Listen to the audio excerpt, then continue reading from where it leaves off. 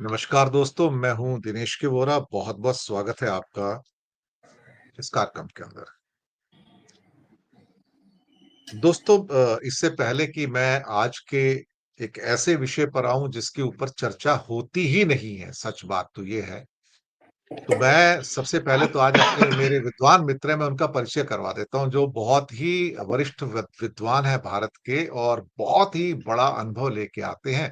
मैं राजस्थान से ओम सैनी जी, पंजाब से राजू विलियम्स साहब और पौंडीचेरी से विनय ठाकुर जी, आपका स्वागत करता हूँ।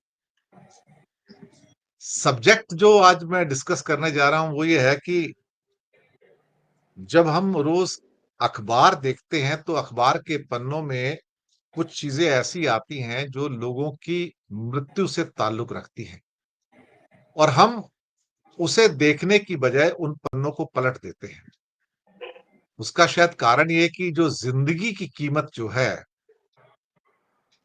वो अब हम भूल चुके हैं। खबरें किस किस्म की हैं कि भारत की 140 करोड़ जनता में हमारी जीवन की कीमत क्या है?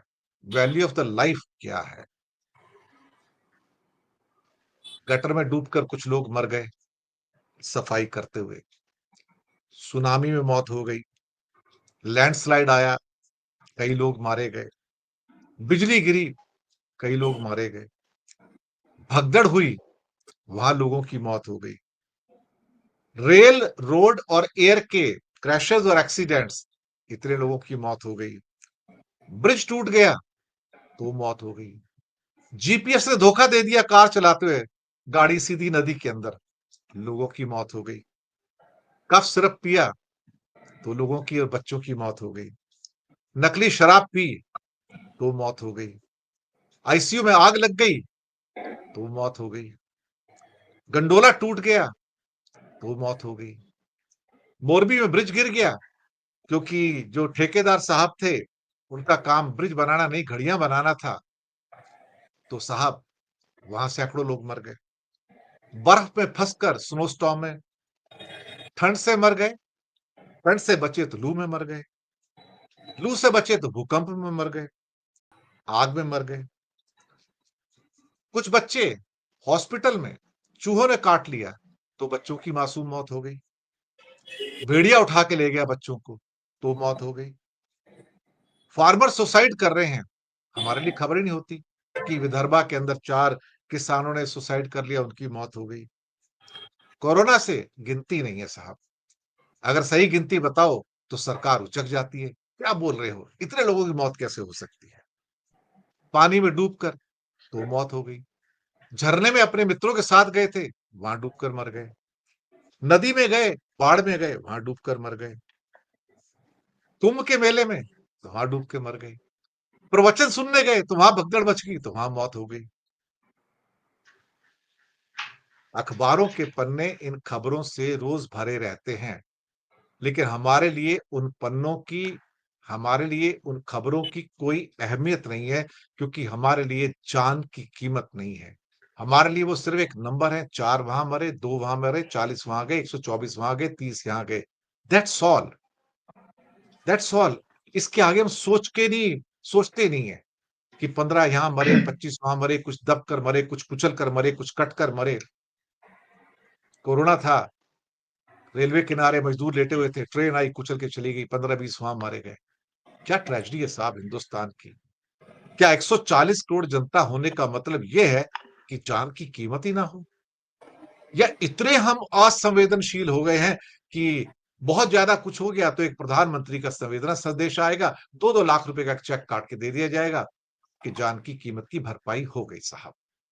या फिर कभी ऐसा हो जाएगा कि मुख्यमंत्री राहत कोष से 2 लाख, 3 लाख, 5 लाख दे दिया जाएगा और इतिश्री। और किसी अगर सपोज करो मुख्यमंत्री से पूछ लिया, मोहन यादव जैसे, तो कहेंगे वो तो की बात थी ना, की बात आज क्यों याद दिला रहे हो मुझको? की बात कल की गई, हमने एक्शन ले लिया, अब आज की बात करो। असंवेदनशीलता इस लेवल तक पहुंच जाती है। पंजाब में बाढ़ आई, तो कितने लोगों की मौत हुई, आप सोचिएगा जरा।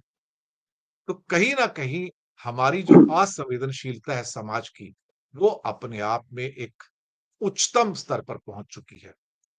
जो देश, जो समाज अपने लोगों की जान की हिफाजत नहीं कर सकता, उसकी वैल्यू नहीं कर सकता, मुझे लगता है कि वो समाज भी आगे नहीं बढ़ता, उस समाज की इज्जत भी नहीं होती है। और वो समाज दरअसल फिर लोगों के द्वारा भी हिकारत की नजर से देखा जाता है।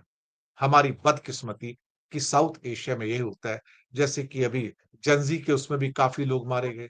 ये भी एक घटना है कि सरकार गोली चलाती तो लोग मारे जाते हैं, लद्दाख में गोली चलाई तो लोग मारे गए। पर क्या हम ये मृत्यु की इन खबरों को कभी गौर से पढ़ते हैं, सोचते हैं? शायद नहीं। शायद यही हमारी असंवेदनशीलता है। मैंने अपने मेहमानों का परिचय तो करवा ही दिया ऑलरेडी। मैं सबसे पहले ओम सैनी जी आपको आमंत्रित करता हूं। अभी-अभी आपके राज्य में आईसीयू में जलकर काफ़ी लोग मर गए। सिर्फ़ अखबार की खबर ही तो है सर, इससे ज़्यादा क्या? बहुत ज़्यादा हो गया, 2 ढाई 3 लाख का कॉम्पेंसेशन एक मुख्यमंत्री राहत कोष से चला जाए। इतिश्री हो गई, क्या कहते हैं ना, रात गई, बात गई, उसके बाद फिर से वही सरकारों की और व्यवस्था की अय्याशी और रंगरेलियाँ। इंसान कौन है साहब? कुछ भी नहीं, कुछ भी नहीं। ओम सैनी साहब। गौरव साहब, आपका जो विषय आपने चूज किया है, ये एक तरह का तंज है उन लोगों पर जो दुर्घटनाओं को किसी न किसी रूप में स्वीकार करने के लिए पहले से तैयार रहते हैं और उनके बारे में कोई भी कमेंट सहज रूप से कर देते हैं। जब उन पे गुजरती है तो बातें अलग होती है। देखिए, कॉन्स्टिट्यूशनली हमें अगर हम लोगों को देखें तो उपभोक्ता के रूप में, चाहे रेल हो, चाहे रोड हो, चाहे हवाई जहाज हो, इसमें कुछ होता है तो उसके लिए इंश्योरेंस का सिलसिला है, जिससे वो पैसा वैसा दे करके और सांत्वना देना चाहते हैं कि देखिए कुछ गलती हो गई है तो उसका नतीजा ये हुआ। और अगर आप प्राकृतिक आपदाओं से कहीं मृत्यु होती है तो बताना चाहते हैं कि मुख्यमंत्री जी के राहत कोष से या प्रधानमंत्री जी के राहत कोष से या राज्य के जिस किसी विभाग के साथ में हुआ उसके माध्यम से कुछ दे दिया जाए। हमारे यहाँ फसलें बाढ़ में जब खराब होती हैं या बरसात अधिक हो जाने से जब नष्ट होती है तो उनका मुआवजा देने का सिलसिला भी है, वो भी कॉन्स्टिट्यूशनली कहा जाता है। लेकिन नष्ट होता है 1 लाख रुपए का, मिलता है 1000 रुपया करीब। तो नापने का जो पैरामीटर है वो कोई उस तरीके का खुला हुआ नहीं है। उपभोक्ता के रूप में कुछ रास्ता है, जो सेवाओं का उपभोग करते हैं और उसमें कुछ होता है तो इंश्योरेंस के माध्यम से पैसा मिल जाता है। इससे कहीं पर भी ये नहीं लगता कि हमारे आसपास से कुछ गया है। एक एक औपचारिकता है। सड़क पे चलते हो आप, जिस बॉम्बे में आप रहते हैं उस मेट्रो पे हर साल करीब 15,000 लोग इधर से उधर होने में मृत्यु होती है उनकी, और उसका आंकड़ा है। ये ये है तो सही, लेकिन और कॉन्स्टिट्यूशनली हम नागरिक की बड़ी बात करते हैं कि हमारा जो सिटीजन है उसको जीवन जीने का या जीवन यापन का या जितने भी बेसिक अधिकार है, मूल अधिकार है, उनको हासिल करने का बड़ा हक है और उसकी चर्चा है संविधान में, वेलफेयर स्टेट के नाते भी और वैसे भी। तो वो सब होता तो है, लेकिन जिस जिस तरीके से आपने बयान किया, ये बताता है कि आदमी के जाने से कोई विशेष असर इस सिस्टम पे नहीं होता जो हम देख रहे हैं। जबकि अगर देखते हैं कि अगर उसका प्रभाव कहीं कोई राजनीति पे पड़ रहा है, सत्ता पे पड़ रहा है, सत्ता के आने जाने पे पड़ रहा है, तो फिर पहलगाम की बात करते हैं और फिर सिंदूर की बात करते हैं। सहज रूप से हम आदमी की कीमत नहीं समझते। गाजा में जब लोगों पे बम गिराया जाता है तो उसके बारे में ऐसा लगता है जैसे कि कोई कोई खास बात नहीं है, लेकिन जो भुगत रहे हैं, जिनके सब कुछ नष्ट हुआ है, वो अलग तरीके से सोचते हैं। तो पूरी दुनिया का यही हाल है। गोरों की बात छोड़ दीजिए, यूरोप में या अमेरिका में वहाँ पर भुगतान जिस तरीके के होते हैं उसके हिसाब से, और जो कुछ अगर एक गड़बड़ हो जाती है तो उसके लिए पूरी दूसरी जमात को सबक सिखाने का पूरा काम होता है। तो हमारे यहाँ इस तरह की संवेदना मुझे देखने को नहीं मिलती, उपन्यासों के अलावा या कहानियों के अलावा। कहीं कहीं कॉन्स्टिट्यूशनली भी जैसे 1986 का उपभोक्ता कानून है, उसके मुताबिक जो कुछ होता है, या जहाँ आप नौकरी करते हैं, सेवा करते हैं, वहाँ कोई दुर्घटना हो जाती है तो उसके लिए भी कुछ लॉस बने हो जिसके माध्यम से आपको राहत मिलती है। लेकिन राहत का मतलब सिर्फ इतना सा नहीं होता है कि मैं अभी बोल रहा हूँ और अभी मैं नहीं बोल रहा हूँ, अभी मैं जिंदा हूँ, अभी मैं नहीं हूँ, इसका कोई फर्क, वापस यूं जिंदगी चलती रहेगी। ऐसा नहीं होना चाहिए। आपकी अपेक्षा ये है कि ये बिल्कुल हर जिंदगी का अपना एक अर्थ होता है। आपने जिस तरीके से देखा हमारे यहाँ अभी, आपने आईसीयू का वो किस्सा बताया कि कितने बच्चे, कितने लोग उसमें मर गए हैं। जो मिक्सचर खांसी वाला दवा का जो सिलसिला है, जो मध्य प्रदेश में, राजस्थान में 26 के करीब, तो मध्य प्रदेश में और राजस्थान में करीब 5-6 बच्चे उनकी मृत्यु हो चुकी है। तो जिन पे गुजरा है वो तो समझते हैं, लेकिन बाकी अब उसके एवज में मुख्यमंत्री जी या प्रधानमंत्री का आश्वासन और उन संवेदना का एक, कहीं लगता नहीं है कि उनकी दिनचर्या में कोई फर्क पड़ा है। अभी उन्होंने राहत का कुछ कहा है, उस पर संवेदना प्रकट की है और दूसरे क्षण वो अलग काम में लग जाते। आप बिल्कुल संजीदा बनाना चाहते हैं सत्ता को, शासन को, समाज को, देश को, कि उसमें एक भी मृत्यु पर हमें बेहद अफसोस होना चाहिए। वो बात तो बहुत नामुमकिन सी हो गई है। एक जमाने में शायद ऐसा होता होगा, जो जब हमने तो देखा नहीं, क्योंकि सूखे और अकाल से लोगों को मरते हुए देखा है, तो उसमें हाँ बस थोड़े दिन होता है और उसके बाद में वापस दिनचर्या वैसे ही होना। कॉन्स्टिट्यूशनली ऐसा चाहिए कि हर हर आदमी की मौत पर उसकी कीमत होनी चाहिए, उसका, और वो सिर्फ दिखावटी नहीं होनी चाहिए, उसके परिवार को सांत्वना देने वाली, उसके समाज को सांत्वना देने वाली, और स्वयं शासन को ये लगे कि हमारे किसी एक का कुछ नुकसान हुआ है जिसका कि वो होना चाहिए, उस पर तकलीफ होनी चाहिए। वो अपेक्षा आपकी है, वो अपेक्षा मुझे वर्तमान माहौल में कहीं नजर नहीं आती कि पूरी होगी।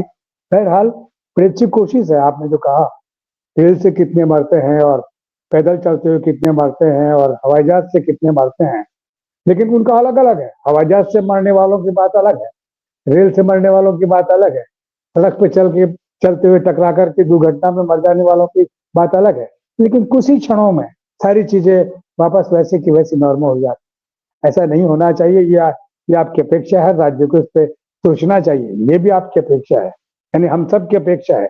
लेकिन अपेक्षाओं के मुकाबले लोगों की संवेदनाएं उतनी नहीं जितने की होनी चाहिए। जी। सच में हम एक संवेदनहीन समाज ही तो है। सच तो यही है अल्टीमेटली। सूखे में मरे या बाढ़ में मरे, पेंडेमिक में मरे या भूख से मरे, बात तो एक ही है। मौत तो इंसान की मौत है ना, हम कॉकरोच तो नहीं है ना, है तो इंसान। दुख होता है, लेकिन शायद कोई मानने को तैयार नहीं होता, कोई सुनने को तैयार नहीं है। मौत एक नंबर है जो अखबार के पन्ने में रोज आती है, कभी फ्रंट पेज पे आती है, कभी मिडिल पेज पे आती है, बस इतना ही है। लेकिन लोग उसको पढ़ते हैं कभी क्या, मुझे नहीं पता। मौत की खबर सुनते ही पन्ना जरूर पलट देते हैं, इसमें कोई शक नहीं है। राजू विलियम साहब, मैं आपकी भी टिप्पणी चाहूंगा पूरे परिदृश्य के ऊपर। सबसे पहले वोरा साहब, आपका बहुत बहुत धन्यवाद कि आपने जो चर्चा के लिए आज का विषय चुना है। बड़ा साहस का काम है, क्योंकि आजकल तो वो जरा चालू काम जो है ना, वो ज्यादा। तो बहुत बहुत आपका धन्यवाद। देखिए, बात ऐसी है कि हमारे पास सभी व्यवस्थाएं हैं, संवैधानिक हैं, कानूनी व्यवस्था है हमारे पास। पर इसके अलावा एक नैतिक व्यवस्था होती है, वो भी है, लेकिन वो उसका क्रियान्वयन जो है वो होता दिखाई नहीं दे रहा। और यही नैतिक व्यवस्था है जो संविधानिक और कानून कानून की जो व्यवस्था है उसको लागू करने का जो आधार बनता है वो नैतिक व्यवस्था पे। लेकिन हालात ऐसे हैं कि वो नैतिकता जिसमें जो संवेदनशीलता जिसका बड़ा गहन पहलू है, वो दैट इज सोरली मिसिंग। 2025 में जो ग्लोबल ह्यूमन डेवलपमेंट इंडेक्स है उसमें हमारी रैंकिंग 130 है, 193 देशों में से 130 है। तो 2019 में हम 129 वहां हमारा स्थान था रैंकिंग, तो और भी उससे नीचे चला गया। मुझे ऐसा लगता है कि इस सब में ये जो जो क्वालिटी ऑफ लाइफ जो है, जो राइट टू लाइफ जो संविधान में व्यवस्था है हमारे, वो सिर्फ सर्वाइवल की व्यवस्था नहीं है, वो है सम्मानजनक जीवन, लाइफ ऑफ डिग्निटी, वो भी है, उसी के साथ जुड़ा हुआ है। तो अब जिनको हम चुनते हैं कि वो इसको इन्फोर्स करें, क्योंकि कानूनी पक्ष जो है वो बहुत महत्वपूर्ण है कि आप किस तरीके से रेगुलेट कर रहे हैं ताकि वो व्यवस्था बनी रहे, चाहे हम सड़क के ऊपर बाजार में पैदल जा रहे हैं और चाहे हम हाईवे के ऊपर ड्राइव कर रहे हैं। तो ओवरऑल एक जो डिसिप्लिन है, जो मुझे लगता है बहुत जरूरी है, वो डिसिप्लिन कंप्लायंस स्वेच्छा से पैदा होता है अगर हम दूसरे जो विकसित देश हैं उनके साथ मुकाबला करें। मैंने एक दिन डॉक्टर सरदारा सिंह जौहल, जो बहुत नामी गिरामी कृषि जो अर्थशास्त्री हैं, आप वाकिफ होंगे उनके नाम से, तो अभी तो 90 साल की उम्र हो गई है, वाइस चांसलर रहे हैं, वर्ल्ड बैंक के कंसल्टेंट रहे हैं, पता नहीं दर्जनों सरकारों के वो कृषि के सलाहकार रहे हैं, प्राइम मिनिस्टर के एडवाइजरी काउंसिल में भी वो थे, बोर्ड ऑफ गवर्नर्स में आरबीआई के रहे। तो मैंने उनसे सवाल पूछा, मैं कहा डॉक्टर साहब लुधियाना में रहते हैं, तो मैंने पूछा डॉक्टर साहब ये कैसे सुधरेगा हमारा ये सिस्टम। वो मुझे कहते हैं कि जिस समाज में, देश में लोगों को सड़क पे चलने का शाऊर ना हो, वो देश कभी नहीं सुधर सकता। तो मुझे लगा कि ये the buck stops at we the people, ये हमारा चरित्र जो है। अभी आपने मोरबी की घटना का जिक्र किया, गुजरात में जो अक्टूबर 2022 में गुजरात के इलेक्शन से पहले जो असेंबली का चुनाव था, करीब करीब 140 लोग मर गए रिपेयर हो, और साफ पता चल रहा है, जैसा आपने भी बताया कि जिसको ठेका दिया गया था वहां पे वो कैसे ओवर क्राउडिंग हुई, वहां पे चढ़ गए, और जिस तरीके से उसको एक तरीके से व्हाइट वॉश करने की कोशिश की, लेकिन उसी प्रदेश में लोग जो है 150 सीटें दे दी बीजेपी की सरकार को। मुझे लगता है कि हम लोगों ने, हमारा चरित्र ऐसा हो गया है, हमारे अंदर से हम अंदर से संवेदनहीन हो चुके हैं। हम संवेदना व्यक्त भी करेंगे चाहे वो टेररिस्ट किलिंग्स क्यों ना हो, बेगुनाहों को मौत के घाट क्यों ना उतारा गया हो, हम इस कदर संवेदनहीन हो गया, बयान दे देते हैं तो उसके बाद फिर जीवन उसी पटड़ी के ऊपर। तो मुझे ऐसा लगता है कि बहुत सारी चीजें हैं जो हुई हैं, लेकिन उसमें हम, मुझे लगता है कि वो बेवजह का श्रेय लेने की कोशिश करते। ठीक है, जब 1947 में हम आजाद हुए हैं, उस वक्त जो है आप इन्फेंट मोर्टेलिटी देख ले, रेट ऑफ इलिटरेसी देख ले, 84% था 1947, और 92% महिलाओं का था पूरे इंडियंस में अनपढ़ता, इलिटरेसी। उससे हमने प्रोग्रेस की है। लाइफ एक्सपेक्टेंसी 70 साल की हो गई है। बच्चा कितनी देर के लिए स्कूल में रहेगा, वो भी नंबर ऑफ इयर्स वो भी बढ़ गए।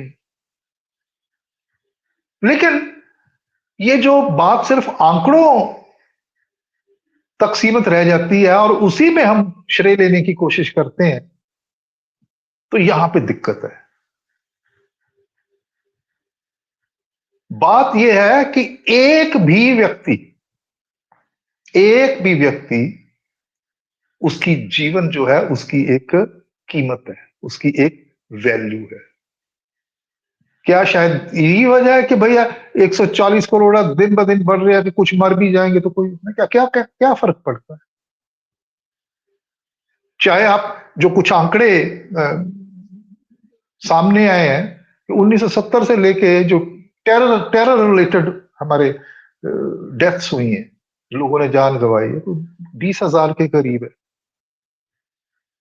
वो 12,000 प्लस के कोई इंसिडेंट्स बड़े छोटे इंटरनल आंतरिक जो है, जो से हम कहते हैं कि माओइस्ट जो है उनकी जो है, और क्रॉस बॉर्डर से हो रहा है जो, सब मिला जुला के इंसर्जेंसी उनकी वजह से। लेकिन एक व्यक्ति मरता है तो उसकी पीड़ा जो है, जो मौत से भी बदतर है, वो कौन भुगत रहा है? अब मणिपुर में जो हुआ उस वक्त, ये Indian doctors for piece and development, उनकी एक टीम गई थी वहां, रोंगटे खड़े कर देने वाली उन्होंने रिपोर्ट। लोग जो कैंपों में, महिलाएं या बच्चे जो हैं, मतलब भी मेंटल डिसऑर्डर जो है, तो वो भी एक मौत से कम नहीं है। तो मुझे ऐसा लगता है कि ये जो हमारा अपना चरित्र भी है, संवेदनहीनता हमारे अंदर भी है कि कोई फर्क नहीं पड़ता, मैं ठीक हूं, तो ये एक बहुत बड़ा सवाल है। ये भावना कैसे पैदा होगी, कब होगी, क्यों, दूसरे देशों में कैसा हुआ, तो उसका एक बड़ा, बहुत बड़ा पहलू वो तो ये है कि इन्फोर्समेंट जो है लॉ की। लेकिन उसके लिए जो सत्ता में है लोग, उनको अपने निजी स्वार्थ जो है, पार्टियों के स्वार्थ, उससे ऊपर उठ के देश और समाज के बारे में सोचना। अब मैं लुधियाना में हूं, हमारे पास एक 1.5 घंटे का रास्ता है चंडीगढ़। पंजाब से, हिमाचल से, हरियाणा से जो भी ट्रैफिक जाता है वहां पे, जैसे चंडीगढ़ नजदीक आता तो लोग अपनी सीट बेल्ट बांध के बैठ जाते हैं। क्यों? क्योंकि भाई चंडीगढ़ में जैसे घुसेंगे, ट्रैफिक पुलिस वालों ने पकड़ के चालान काट देना। ये भी हमारे देश में है। तो वो कंप्लायंस जो है, कंप्लायंस, स्वेच्छा से पालन करना, और दूसरा मुझे लगता है कि ये चीजें हैं, ये आवश्यक है कि ये जो जो आप जिसे हम बात कर रहे हैं कि ह्यूमन लाइफ की जो कदर है। अब कितने एक्सीडेंट्स जो है, 2023 का जो आंकड़ा लें तो वो 4,88,000 के करीब मेरा ख्याल शायद है रोड एक्सीडेंट्स इंडिया में रिपोर्ट किए, जो डेटा अभी तक कंपाइल हुआ है। हो सकता है उसके बाद आया, मेरी नजर से नहीं गुजरा।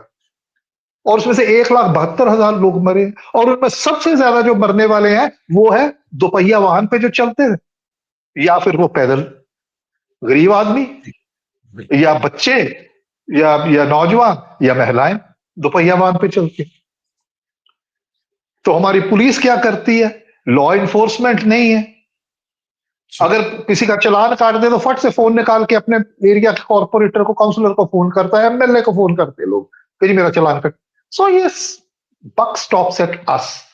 अगर इन्फोर्समेंट लॉ की नहीं हो रही, उसके लिए भी हम, मुझे लगता है कि हम ही जिम्मेवार है, क्योंकि हम चुनते हैं ऐसे लोगों को है। जी सर। एक तरफ हम नहीं कंप्लायंस कर रहे, दूसरी तरफ हम इन्फोर्समेंट के लिए जिनकी क्वालिटी जो है उसको चुनते हैं, जो पार्टियां, जो नेता है। तो उसका ये है कि हमारे जो ह्यूमन लाइफ जो है, जी उसकी सर। जो बेकदरी है, जी सर। वो हमारे सामने है। जी बिल्कुल। विनय साहब, आपने दोनों विद्वानों की बात सुनी। रोजाना ही होता है, रईसजादों के बच्चे कभी फरारी से गरीबों को कुचल देते हैं, कभी बीएमडब्ल्यू से कुचल देते हैं, ये भी खबरें आती हैं। और छूट लेकिन हर जाते हैं जगह बाद में। तो जी छूट जाते, फिर वो उनको छुटवाने की पूरी कोशिश की जाती है, केसेस वही डायल्यूट वही किए वही। जाते हैं, बहुत कुछ होता है साहब। लेकिन that is the pattern in our nation. और रादर कहा जाए तो ये जो लैक ऑफ सिविक सेंस जो है हमारे देश में प्रेवलेंट है, और कानून को हाथ में लेना, जहां से मर्जी सड़क पार कर लो, जहां मर्जी थूक लो, जहां मर्जी जो दिल चाहे कर लो, वायलेट कर लो, वो आपका राज है। मैं कई बार मुंबई से अगर मैं पूना गया हूं तो मैं एक्सप्रेस हाईवे पे जाता हूं, और वहां पे 80 से 100 किलोमीटर की स्पीड निर्धारित है। लेकिन जब मैं कभी कभी जब वीआईपी कॉन्वॉय को जाते हुए देखता हूं वहां से, और बॉम्बे पूना के बीच में वीआईपी कॉन्वॉय डेली जाते हैं, मैं आपको बताऊं, कोई भी मिनिस्टर होगा, साथ पे 4-5 गाड़ियां पी पी पी करती निकल जाती हैं। और उनकी ब्रेक नेक स्पीड को देखो सर, आपको सारी 100, 120, 140 पे ड्राइव करते हैं, तो उनके चालान नहीं कटते। जो बात राजू साहब ने कही, सही कही है। तो खुद के ऊपर भी एनफोर्स करके देख लें, कभी वो नहीं होता है वो। लेकिन मौतें जो हैं भारत में, चाहे वो बिजली गिरने से हो या बाढ़ से हो या सुनामी से हो या लैंडस्लाइड से हो, एक सिर्फ खबर मात्र है और कुछ नहीं है। और क्या कहूँ इससे ज़्यादा मैं आपका अभी इस पूरे परिदृश्य पे टिप्पणी चाहूँगा। धन्यवाद दिनेश जी ऐसी चर्चा के लिए, और दोनों साथी पैनलिस्टों का भी। आपने दो बहुत महत्वपूर्ण बिंदुओं को छेड़ा है। एक तो राजू सर ने कहा है कि जो संविधान हमको जो है एक वायदा करता है डिग्निफाइड लाइफ का, और संविधान एक वायदा करता है कि एक देश हम बनाएंगे, उसका ये चरित्र होगा। अब एक लेखक है रॉबिन जेफरी कम्युनिकेशन में लिखते हैं। उन्होंने उनकी एक किताब है the Indian newspaper revolution million mutiny. उसमें वो एक जगह लिखते हैं कि हर दिन जब हम उठते हैं अखबार के पन्नों से होकर के गुजरते हैं, तो वो हमारा एक मानस तैयार करता है। और उस अखबार में आज आप जो है वो बाकी मीडिया को भी ले लें, हम सब जानते हैं कि हम जिस दुनिया में रह रहे हैं वो मीडिया मीडिएटेड है। माने हमारी जो जो वास्तविकता है वो हमारे आसपास हमारे सोच को और इन सारी चीजों को दिशा देने में उसकी बड़ी भूमिका है। तो जो सबसे जरूरी बात ये है कि जो हम एज ए नेशन, जो समाज के जो अलग अलग तबके हैं, और खास करके उसमें वो तबका जिनके पास में समाज का नेतृत्व की बागडोर दी गई है, वो क्या समाज के सभी लोगों की जिंदगी को उतना ही डिग्निफाइड, उतना ही वैल्यूबल मानते हैं? एक देश के रूप में हमारा चरित्र क्या है, उस चरित्र को बनाने की क्या कोशिश की गई है? आंदोलनों के दौर में हम देखते हैं कि आंदोलनों के दौर में हमारा सबका ऐसे नेताओं से पड़ता है जो हर जिंदगी की कीमत जानते हैं और उसको सुनिश्चित करते हैं। आज के दौर में जैसे जैसे चीजें आई हैं उसमें हम ये देख रहे हैं कि जो जो मौतें हो रही हैं उनकी जो वैल्यू है वो इस चीज से तय हो रही है कि उसका पॉलिटिकल फॉलआउट्स क्या होगा, या हमारे फायदे की है या हमारे नुकसान की है। कोई घटना होती है अननोटिस चली जाती है, कोई घटना होती है पूरा प्रचार होता है। देश में इतने रेप्स होते हैं, कोई भी रेप नहीं होना चाहिए, लेकिन कोई एक खास रेप किसी खास जगह पर होता है और पूरा मीडिया से लेके पूरे समाज में तूफान होता है। कोई एक रेप की घटना होती है, तमाम चीजों के बावजूद जो है वो शासन अड़ा रहता है उसको निगेट करने के लिए। जैसे अभी बात हुई कि आईसीयू में मौतें हुई है जलने से, ये कोई पहली घटना नहीं है। जो इसके पहले भी कलकत्ता में बड़ी मौतें हुई। हमारे यहाँ वो ये जो चिल्ड्रंस होम में जल करके लोगों की मौत हुई, चूंकि मेंटल एसाइलम था, बच्चों को बांध करके रखा गया था। सबसे जो जरूरी बात है कि उसकी जवाबदेही हम किस तरह तय करते हैं, उसको किस तरह से ट्रीट करते हैं। कोई भी व्यक्ति की शख्सियत की जो पहचान होती है वो इससे होती है कि वो चीजों को लेकर के किस तरह की प्रतिक्रिया देता है। और हमारे नेतृत्व ने इस जो है वो जो नेशन बिल्डिंग का काम था, वो नेशन बिल्डिंग का काम छोड़ करके जो शासन पर वो केंद्रित हो गया है, और उसको सुनिश्चित करने के लिए वो तमाम हथकंडे और तमाम तरीके अपना रहा है जो हमारी संवेदना को कुंद करता है। कभी किसी घटना को लेकर के स्पोरेडिक या स्वतः स्फूर्त कुछ उबाल आता है, पर उसको जब तक कोई एक व्यवस्थित दिशा नहीं मिलती है उसका कोई परिणाम नहीं होता। उसको तो अगर वो अव्यवस्थित ढंग से चीजें होती है तो वही होता है जो सर ने कहा कि शासन जो है अपनी सिरदर्दी मिटाने के लिए कुछ कंपनसेशन दे देता है। अगर और हंगामा हुआ तो जो सबसे छोटा अधिकारी होता है उसको बकरा बना के सस्पेंड कर दिया जाता है, फिर वो पिछले दरवाजे से बहाल होकर के आ जाता है। और अगर ज्यादा परेशानी हुई तो जो जो लोग झंडा उठाए हुए उनमें से किसी एक को नेता बना दिया जाता है।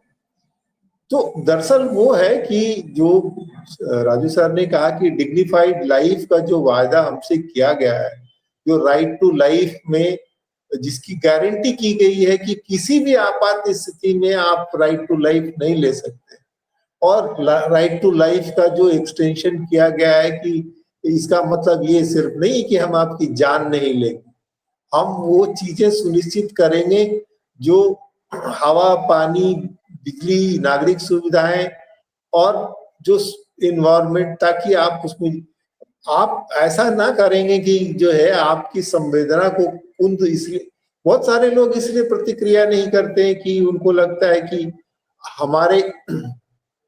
हमारी प्रतिक्रिया का कोई नोटिस नहीं होगा या इसका कोई परिणाम नहीं होगा, या ये भी बताया गया है कि भाई आप अपने से मतलब रखो, आप बेकार इस झमेले में ना पड़ो। रोड एक्सीडेंट्स में मौत की वजह से ये भी होती है कि बहुत सारे लोग को पास ये सहूलियत नहीं होती है, जो पूरी व्यवस्था उनको इस ढंग से जकड़े रहती है कि उनको लगता है कि इसमें देने के लिए मेरे पास समय, ऊर्जा जो है वो नहीं है, हम देंगे तो हम ज्यादा मुसीबत में फंसे। दुपहिया वाहनों की मौत की चर्चा की गई है, तो दुपहिया वाहनों की जो दुर्घटना में मौत इसलिए हो रही कि आपने जो सड़कें बनाई हैं उस सड़कों में लोगों का अलग अलग अधिकार सुनिश्चित नहीं किए। एक ही सड़क है, हाई स्पीड सड़क है, उसी सड़क पे तेज रफ्तार वाहन भी जा रहे हैं, बाइक भी जा रहा है, स्कूटी भी जा रहे हैं, और लोगों का बस चले तो रिक्शा भी चलेगा, हालांकि कानूनी रूप से प्रतिबंधित है। तो असल बात यह है कि जो कैरेक्टर बिल्डिंग करनी चाहिए थी, जो एजुकेशन इंस्टीट्यूशन के माध्यम से, पॉलिटी के माध्यम से, वो प्रक्रिया रुक गई है। उस प्रक्रिया में ये बताया नहीं गया है कि जो है कि जीवन कितना महत्वपूर्ण है, चाहे वो सत्ता पक्ष का व्यक्ति हो, चाहे वो विरोधी पक्ष का व्यक्ति हो, उसकी आवाज महत्वपूर्ण है, उसकी क्वालिटी ऑफ लाइफ इंपॉर्टेंट है, उसको सुनिश्चित करना हमारी जिम्मेदारी है। बल्कि कोशिश ये हो रही है कि हमको इस माया जाल में इतनी तरह की खबरों में फंसा के रखा जाए कि हम उनके बीच से जो पॉलिटिकल इंफॉर्मेशन है उसको ठीक ठाक प्रोसेस नहीं कर पाए, सही निर्णय नहीं निकाल पाए, और हम अलग चीजों में उलझे रहे। तो ये जो जीवन की कीमत जो है वो तब तक नहीं होगी जब तक हम एक राष्ट्र के रूप में हमको इकट्ठा नहीं किया जाएगा, कैरेक्टर बिल्डिंग नहीं होगी, तभी हम हर जीवन की। अभी तो हमको ये बताया गया है कि आप एक ऐसे देश है जिसके पास फालतू जनसंख्या है, वो सारी जो जनसंख्या है वो आपके सिर दर्द की है, तमाम संसाधनों को खा जाती है। सड़कों पे लोग, अगर कुछ गरीब लोग मर ही गए तो क्या हुआ भाई, तो उन शासन यही बताने में लगी रहती कि नहीं सड़क पे कोई नहीं चल रहा था, तो रेल पटरी पे चल रहे थे। नहीं, अगर भूख से मर गया तो डॉक्टर लिख देता है कि नहीं इनकी मौत जो है भूख से नहीं हुई है, हार्ट अटैक से हो गई। तो जो असली जो जवाबदेही है, जो समाज के जो शीर्ष के लोग हैं, जिनके पास जानकारी है, जिनके पास ताकत है, वो अपनी जिम्मेदारियों से बच रहे हैं। ये हमारे लिए बड़ा संकट है आज। हम सब चीजों को न्यू नॉर्मल मान करके चलते हैं। बड़ा अच्छा शब्द यूज किया न्यू नॉर्मल आपने, तो आजकल पॉपुलर शब्द, लेकिन यहाँ पे आपका ये यूज करना बहुत अच्छी बात है। मैं टिप्पणी एक एक मिनट की लूंगा, दूसरे राउंड पे समय कम है। नौकरियों में बहुत डिस्ट्रेस है, और मिडिल क्लास नौकरी वालों, एक साल में 17,000 लोगों ने सुसाइड कर लिया साहब, नौकरी वालों ने। आज की खबर, टाटा की नई रिपोर्ट आती है, टीसीएस से 20,000 लोगों को निकाल दिया गया इस क्वार्टर में। 20,000 लोगों, मैं नहीं कह रहा हूं। TCS head count shrinks 20,000। बहाना क्या बनाया गया साहब, कमाल की बात है। वो कहते हैं 6,000 तुमने कट कर रहा था और बाकी जो है 14,000, their performance was very poor, that's why they have been shunted out। तो फिर उनकी जगह कोई एफिशिएंट लोग ले लेते। और अगर परफॉर्मेंस के कारण बाहर किया गया तो इसका मतलब आपकी ट्रेनिंग की कमी है उसके अंदर। You could not train your employees properly so that they could give the performance. ये प्रॉब्लम है, और इनमें से बहुत सारे एम्प्लॉय ऐसे हैं जो मुझे पता लगा, मैंने कई जो सो कॉल्ड हायरिंग वाली एजेंसी होती है, जब उनसे बात की तो कहते हैं कि डिस्ट्रेस इतना ज्यादा है इस टाइम, इतना ज्यादा है कि बहुत सारे यंगस्टर्स सुसाइड कमिट कर लेंगे, जो भी मौत हो रही है वो भी एक आंकड़ा है सर वहां पर। और ये भी बताया जा रहा है कि कल ही एक रिपोर्ट आई है, मैंने एपिसोड भी किया है, वो रिपोर्ट आई है वर्ल्ड बैंक की साउथ एशिया के बारे में, खासतौर से इंडिया के बारे में, कि यहाँ पे average listed jobs are reduced by 20% due to AI. यानी कि आज से 2 साल पहले अगर 100 जॉब लिस्ट होते थे कि 100 जॉब निकल रहे हैं, अब सिर्फ 80 जॉब निकल रहे हैं। 20% कर्टेलमेंट हो चुका है। ये एक एडेड इंफॉर्मेशन है और ये डिस्ट्रेस पैदा कर रही है लोगों में। उनके अंदर एक खौफ है कि मेरी नौकरी चली जाएगी, और कई लोग इसको बर्दाश्त नहीं कर पाते और सुसाइड कमिट कर लेते हैं, मैं आपको बताऊं। तो समाज में ये जो अनसर्टेनिटी है, ये भी हमारे लिए बहुत खतरनाक है। ओम सैनी जी, 1-1 मिनट की टिप्पणी लेंगे, समय बहुत कम है अब तीनों विद्वानों से।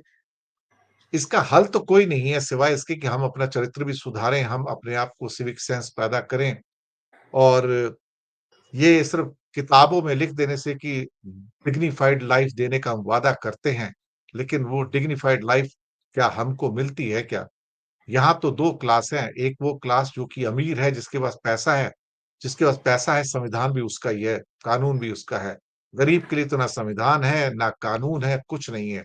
हम सिर्फ भगवान के भरोसे हैं, और भगवान जिस दिन चाहेगा हमको ऊपर उठा लेगा, और हम अखबार के अंदर एक नंबर बन के आएँगे। इस जिले में इतने लोग शराब पीने से मर गए, यहाँ बिजली गिरने से 5 मर गए। एक नंबर है। नाम कुछ भी हो जाए, राम हो, श्याम हो, मोहम्मद हो, सुरेश हो, अज़ीम हो, या कोई एक विलियम हो या दिनेश हो, मेरे जैसा कोई आ जाएगा। एक नाम है कि ये बंदे मर के चले गए।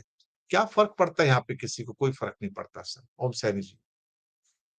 वोरा साहब, आपकी और ये सारी चर्चा सुनने के बाद में एक एक एक जुमला समझ में आया कि मौत एक नंबर है। कहा यह जाना चाहिए कि इंसान की मौत एक नंबर भर नहीं है। इंसान की मौत अपने आप में चेताने वाली है, और संवेदनहीन समाज इसको एक नंबर मान सकता है। बाकी तो लोग लेकर के इसको परेशान होंगे, और होना भी चाहिए। और देखिए, अप्रत्यक्ष रूप से इन सब बातों के लिए अब कहीं कुछ एक्सीडेंट हो जाता है या कहीं कुछ दुर्घटना हो जाती है, तो शव को लेकर के लोग सड़कों पे बैठ जाते हैं कि इसका मुआवजा दीजिए। इस तरीके की बात करने लगे हैं। उनको ये पता नहीं कि कॉन्स्टिट्यूशनली आपका राइट है कि जो कुछ आपके साथ में घटा है उसका भुगतान हो, उसके लिए आपको शासन आपके पास में आए, आपके मिजाज कुर्सी करे, और उसके बाद में जो कुछ कर सकते हैं विनय पूर्वक करे। ये नहीं कि आपने कोई एहसान किया है। इस तरह की बात सोचना तो मैं सद्भावन से देख रहा हूँ, और जब मैं बच्चा था तब से देख रहा हूँ कि एक जमाने में जो पॉलिटिशियन, जो सत्ता को चलाने वाले लोग हुआ करते थे, वो बड़े जिम्मेवार थे, और वो समाज की बुराइयों से निजात पाने के लिए भी पहले बताते थे लोगों को, और हकों की बात भी करते थे कि आपके हक ये हो गए आजाद हिंदुस्तान के अंदर, तो आप किसी की याचना पर जिंदा नहीं है। अब राजा नहीं है, अब आप प्रजा पर नहीं है, अब आप नागरिक हैं, और नागरिक होने के नाते आपके अधिकार हैं। इसके लिए एकजुट होकर के उस आदमी को अपना प्रतिनिधि बनाइए जो आपके हकों को दिला सके, आपको तकलीफ के वक्त में मदद कर सके। ये बात समझ में आती थी, लेकिन अब ये जो जिस तरह का समाज बन गया है, इस क्या कहते हैं इसको, ये जो मार्केट ओरिएंटेड इकोनॉमी की जो उपज है, उस समाज में इतना सहज नहीं है। जैसा आप बता रहे हैं कि 20,000 लोगों को एक मार के बाहर कर दिया गया, उनका भविष्य क्या होगा, उनके बच्चे कैसे रहेंगे, उनकी स्थिति क्या होगी, ये सब सोचना उनका काम, कंपनी का काम नहीं है। तो लेकिन कॉन्स्टिट्यूशन का और सत्ता का काम तो है। वो तो बोले सत्ता भी A1 A2 में बटी हुई है, तो वो कहाँ से सब आपको दिलवाएंगे। तो ऐसे में नागरिक को अपने आप में जिम्मेवार होना पड़ेगा, और लड़ना पड़ेगा, और खुद को भी सुधारना पड़ेगा। ये नहीं कि आप खुद को ना सुधारें और सिर्फ हकों की बात करें। देखिए, पहली वाली इमरजेंसी वक्त में मिसेस गांधी ने ये जो ड्यूटीज की बात जोड़ी थी कॉन्स्टिट्यूशन में, वो बहुत महत्वपूर्ण है। आपके अधिकार हैं तो आपके कर्तव्य भी होने चाहिए, और आपके कर्तव्य जो सिविल हैं वो उनको आपको पूरा करना चाहिए। अगर ये समझ पैदा हो गई, और तो संवेदना का सम्मान होगा, और तो संवेदनशीलता समाज में नजर आएगी, देश में नजर आएगी, राजनेताओं में नजर आएगी। आपकी आंखें बिल्कुल क्रोध से लाल हो जानी चाहिए अगर आपके साथ नाइंसाफी हो रही है, किसी इंसान के साथ में नाइंसाफी हो रही है। लेकिन वो ये जो अकेलापन और अलग अलग सोचना और अलग अलग करना, आप जो सुसाइड का किस्सा बता रहे हैं अपने आप में बड़ा खतरनाक है, बड़ा लोनली हो गया आदमी कहीं जब, और उसके बाद में कब क्या कर लेता है। वो जो डीजीपी साहब हरियाणा में जिन्होंने अपना क्या कहते हैं आईजी साहब जिन्होंने सुसाइड कर लिया, वो यही सब बातें हैं। ठीक ठीक पोजीशन में होने के बावजूद भी आदमी परेशान है कि क्या किया जाए, अपनी बात नहीं कह सकते। तो ये समाज को सुधारने की जरूरत है, सुधरने की जरूरत है, और साथ साथ में सरकार को समझाने की जरूरत है। जी राजू साहब, कई बार लोगों की मौत हो जाती है किसी भी कारण से, हो लैंडस्लाइड हो कुछ हो, तो घर का जो ब्रेड विनर होता है वो खत्म हो जाता है और अपने पीछे अपने परिवार के लिए मुसीबतों के पहाड़ छोड़कर चला जाता है कि वो रोटी कैसे खाएंगे। और कई बार अखबारों की हेडलाइन आती है कि देखिए पति पत्नी मर गए, एक छोटी सी 6 महीने की बच्ची उसमें बच गई, जाको राखे साइयां मार सके ना कोई।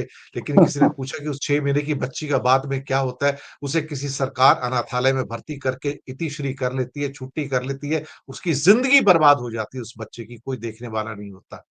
That is the problem. ये हमारी समाज की सोशल प्रॉब्लम है, इसके साथ जुड़ी हुई जो है सर। राजू विलियम साहब, छोटी सी टिप्पणी 1 मिनट की, और लास्ट टिप्पणी फिर विनय जी से लेंगे। देखिए, जिस समस्या पे हम चर्चा कर रहे हैं आज, ये बहुत बड़ी व्यापक समस्या है ये।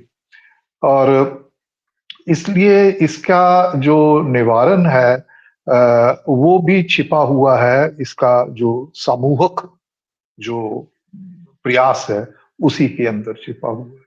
तो मेरा तात्पर्य है कि एक समाज के तौर के ऊपर हम लोग किस तरीके से बिहेव, ऐसा नहीं है कि संवेदनशील लोग नहीं है, बस मसला इतना है कि उनकी गिनती जो है, उनकी संख्या वो बहुत कम है।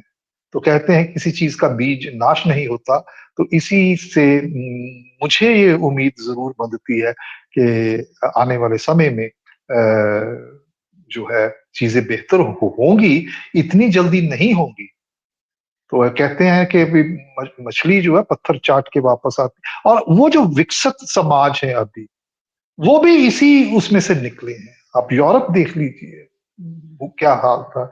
मैं अभी मेरे एक उम्र में मुझसे बहुत बड़े हैं, आजकल कनाडा में हैं, तो वो बता रहे हैं कि भाई कोई एक वक्त था कि लंदन जो था उसका जो प्रदूषण है जी वो इतना, लेकिन उन्होंने उसको ठीक किया, तो वक्त लगा।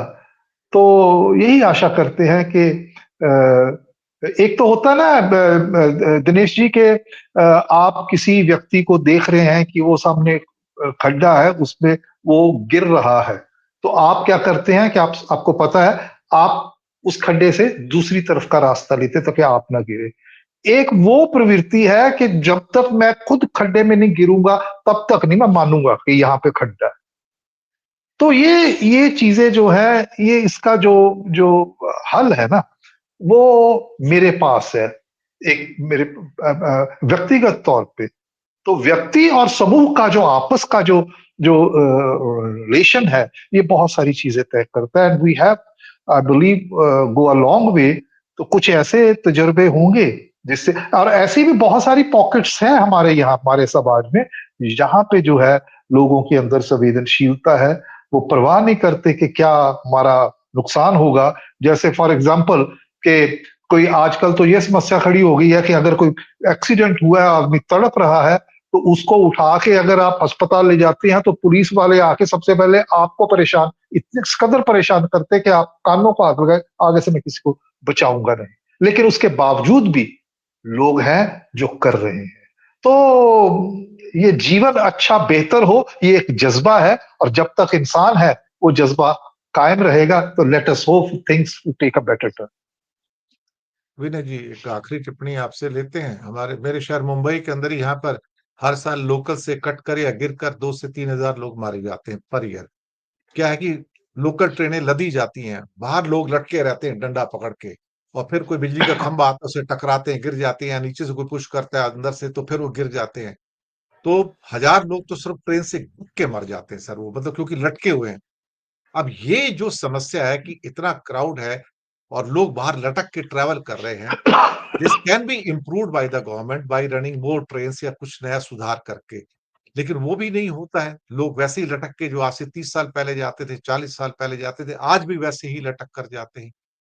तो व्यवस्थाएं और बिगड़ गई हैं, अच्छी नहीं हुई है देखा जाए तो दुख होता है इस ढंग से ट्रेन से लटक के जा रहे हैं और खंबा आया उससे टकराया नीचे गिर गए या किसी ने धक्का मारा तो गिर गए जान चली गई। ये हो रहा है, ये कॉमन चीज है सर। विनय ठाकुर जी। दिनेश जी, जो इस सब की समस्या का जो निदान है ना, वो स्टेट किस तरह के व्यक्ति या नागरिक का निर्माण करता है और उसकी जो शिक्षण संस्थाएं हैं वो कैसे उनको बनाती, उस पर डिपेंड करता है। देखिए, जो माइंड है, माइंड को और पर्सन को की जो भूख जो होती है, जैसे माइंड की इंफॉर्मेशन को भूख जो है वो अनलिमिटेड है, और उसी तरह व्यक्ति की जो है पावर को लेकर के भूख जो है अनलिमिटेड। तो उसको जब तक हम नियोजित या अनुशासित नहीं करेंगे तो उससे मुश्किल होगी। सरकारों को, कंपनियों को लगता है कि कलेक्टिव बार्गेनिंग में जो है मजदूर जो है उसको हम नहीं कंट्रोल कर पाते, तो उन्होंने उस कानून को ही खत्म कर दिया। उनको लगा कि ट्रेड यूनियन जो है परेशान करती है, तो उन्होंने स्पेशल इकोनॉमिक जोन बना दिया जिसपे कोई कानून लागू ही नहीं होता है। जो व्यक्तियों के अंदर जब आप जो जिसको बोलते हैं अनियंत्रित, आपने वो भूख कंज्यूमरिज्म की आपने कर दी और बिल्कुल उनको जो है असुरक्षित छोड़ दिया। तो संस्कृत में कहावत है, बोलते हैं कि बढ़त बढ़त संपत्ति सलिल मन सरोज बढ़ जाए। मतलब जैसे जैसे संपत्ति आती है तो जो मन जो है आदमी का बहुत बढ़ जाता है, लेकिन जब संपत्ति घटती है तो उस हिसाब से मन वापस नहीं आता, तो वो फिर मुरझा करके मर ही जाता है। तो ये जो है हम आज के विकास का जो मॉडल है, उस विकास के मॉडल में बहुत स्लिपरी है और बहुत स्टीप, जिसमें लोगों का गिरना और मरना जो है वो शासन और व्यवस्था सुनिश्चित कर रही है, बिल्कुल असंवेदनशील तरीके से। और इसलिए जो जरूरी चीज है वो कि कैसे इसको व्यक्ति और समाज के रिश्ते को कैसे सुधारा जाए और जो पावर डिस्ट्रीब्यूशन है वो कैसे चीजें तय हो, यही हमारे पास एक रास्ता है दिनेश जी। और यहाँ पे मैंने इस प्रोग्राम में सुनामी में या फिर साइक्लोन्स में आने वाली मैंने डेथ्स की बात नहीं की है। मैंने भोपाल गैस ट्रेजिडी में मरने वाले 23,000 लोगों की बात अभी तक नहीं की है। तो जब तक इतनी बड़ी संख्या में लोग नहीं मरते तो किसी के कानों पे जूं नहीं रेंगती। 50 लाख कोरोना में मर गए, किसी को फर्क नहीं पड़ा। 50 लाख एक नंबर ही तो है। सरकार कहती है 50 लाख नहीं है, 5 लाख ही है। जब सरकारें ही उसके ऊपर झूठ बोलने पे आ जाएं और अपने देश की मौतों के साथ भी न्याय ना कर सके, हालांकि उनको कोई कॉम्पनसेशन भी नहीं देना था, लेकिन उन आंकड़ों के साथ भी अब खिलवाड़ करना चाहते हो, तो फिर पता लग जाता है कि अगर हमारा समाज असंवेदनशील है तो हमारी सरकारें और ज्यादा असंवेदनशील हैं। और बाकी अच्छी अच्छी किताबें तो बाइबल में, क्या कहते हैं, जो शब्द हैं बाइबल में भी लिखे हैं, कुरान में भी लिखे हैं, गीता में भी लिखे हैं, संविधान में भी लिखे हैं, लेकिन सिर्फ लिखे हैं और लिखे ही रह जाएंगे। हम इंसानी जानों की कीमत कुछ नहीं है। It's next to zero. That's India for you. दर्शक मित्रों, बहुत बहुत शुक्रिया आपका, आप आए इतनी बड़ी संख्या में, और मैं खास तौर से विनय जी और ओम सैनी जी और राजू विलियम साहब, आपका विशेष शुक्रिया अदा करूंगा कि आपने इस एक बहुत गंभीर विषय के ऊपर, हालांकि ये थोड़ा सा सूखा विषय है दर्शकों के लिए, उन्हें सनसनीखेज खबरें चाहिए होती हैं, लेकिन कभी कभी मेरा भी दिमाग इन विषयों पर चलता है, तो मैं लोगों के सामने पेश करने की कोशिश करता हूँ। हमारी जिंदगी के हिस्से हैं, इन्हें इग्नोर नहीं किया जा सकता। आपका आभार बहुत बहुत। बहुत बहुत